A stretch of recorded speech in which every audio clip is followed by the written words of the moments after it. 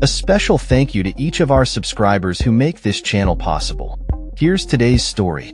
In a bold move that has sparked heated debate across the nation, Todd Lyons, the acting director of U.S. Immigration and Customs Enforcement, ICE, has announced a significant shift in the agency's approach to immigration enforcement.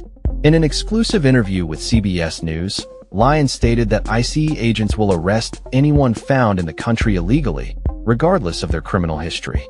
This policy marks a departure from the previous administration's focus on serious offenders and national security threats. The new directive comes as part of a broader effort to ramp up deportations under the Trump administration, which has set ambitious targets for ICE. Lyons emphasized that while the agency will prioritize the removal of individuals with serious criminal records, non-criminals living in the U.S. unlawfully will also be apprehended. This shift has raised concerns among immigrant rights advocates, who argue that it fosters a climate of fear within communities. The move is particularly controversial given the increase in collateral arrests, those who are not the original targets of enforcement operations but are nonetheless found to be in the U.S. illegally. Lyons explained that sanctuary policies in certain states and cities, which limit cooperation between local law enforcement and ICE, have forced agents to conduct more community-based arrests.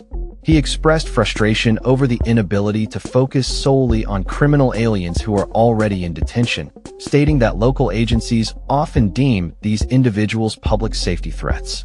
A local law enforcement agency, state agency already deemed that person a public safety threat and arrested them, and they're in detention, Lyons said. The Biden administration had previously restricted ICE's ability to make collateral arrests, focusing instead on serious criminal offenders and recent border crossers.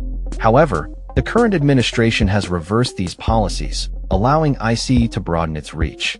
Lyons acknowledged that while ICE has not yet met the ambitious target of 3,000 daily arrests set by the White House, the agency is poised to ramp up its efforts with new funding from Congress aimed at enhancing deportation campaigns.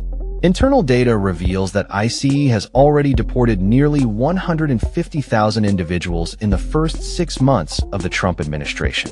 While the agency frequently highlights arrests of serious offenders, many of those deported have been charged with immigration or minor offenses. The tactics employed by ICE have drawn criticism from various communities, particularly regarding the use of masks by agents during raids. Lyons defended the practice, citing safety concerns for officers and the rise in assaults against immigration personnel. Critics argue that masked agents contribute to a lack of accountability and transparency during enforcement operations. Furthermore, Lyons confirmed that ICE is utilizing Medicaid data to identify undocumented immigrants, despite the fact that these individuals are not eligible for the program. This practice has raised ethical concerns and sparked debate about privacy rights and the use of government databases in immigration enforcement. As the Trump administration continues its aggressive stance on immigration, the impact on communities and the lives of millions of undocumented individuals remains a contentious issue. Advocates for immigrant rights warn that the current policies could lead to increased fear and distrust within immigrant communities, while supporters argue that tougher enforcement is necessary for national security. As the situation evolves, it is clear that the debate over immigration policy in the United States is far from over. That's all for this story. We upload videos every day covering many different subjects, so hit that subscribe button to stay informed. Thanks for watching.